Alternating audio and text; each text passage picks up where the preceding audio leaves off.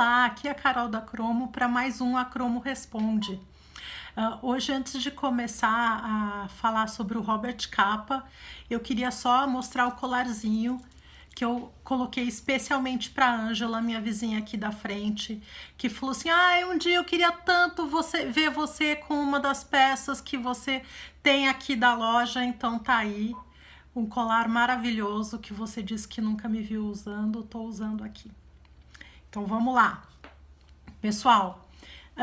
Vocês quiseram saber mais sobre o Robert Capa, e aí hoje eu vou falar do Robert Capa segundo o próprio Robert Capa. Eu vou usar como referência esse livrinho aqui, super delicioso de ler, que chama Ligeiramente Fora de Foco. É uma autobiografia. O Robert Capa escreve após ali a Segunda Guerra Mundial, as experiências dele durante esse período da Segunda Guerra Mundial. Então tem muitas coisas. Bom, primeiro é uma leitura agradabilíssima. Provavelmente você não sabe, mas o Robert Capa, o primeiro desejo dele era ser escritor. Então ele escreve super bem. Vale a pena fazer uma ressalva, embora seja tudo com base em fatos reais, em fatos que ele viveu durante a Segunda Guerra Mundial. Tem algumas liberdades, porque a priori o objetivo dele não foi escrever um romance histórico, mas a ideia era escrever algo que pudesse ser o ponto de partida para um filme. Então ele escreve com uma pegada que ele entende como um roteiro de cinema. E realmente é deliciosamente escrito e começa tipicamente com cara de filme mesmo. Para quem se animar, e eu recomendo muito de adquirir e ler, tem uma carinha de roteiro de cinema mesmo. E aí, bom, ele é ricamente preenchido de imagens lindas do Robert Capa, aquelas famosas da Guerra Civil Espanhola e da Segunda Guerra Mundial, né? A polêmica ali que todo mundo que tem aquele fato de saber se ela foi ou não foi espontânea. Tem uma polêmica de que ela poderia ter sido posada. Não vou entrar nesses méritos. Eu acho que hoje a riqueza do trabalho dele, embora ele seja de uma geração de ouro, fundadora do fotojornalismo, como a gente entende hoje, e até hoje é reverenciado como o maior correspondente de guerra de todos os tempos, hoje, longe, né, do período, a qualidade do trabalho dele é documental, é artística, é autoral, muito mais do que histórica.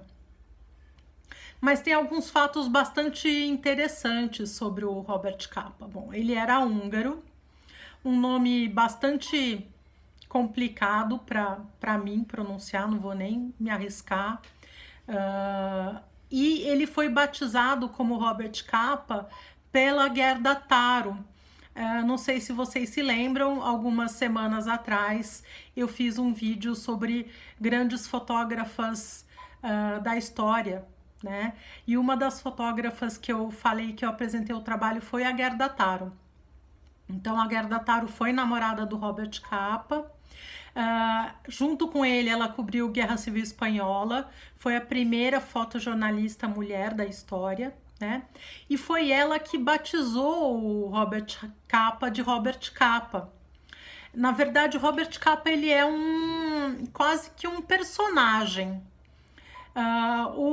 O casal, né, tava ali tentando viver do fotojornalismo, e aí eu não sei bem porquê, na avaliação deles, um fotógrafo húngaro não teria muito apelo comercial. Então eles criam um personagem todo envolto em mistérios, mas em grande parte quem tem a ideia e quem parte e que faz inclusive o marketing, porque ela já acho que tinha um trabalho mais reconhecido, então fala para os contatos dela e tal.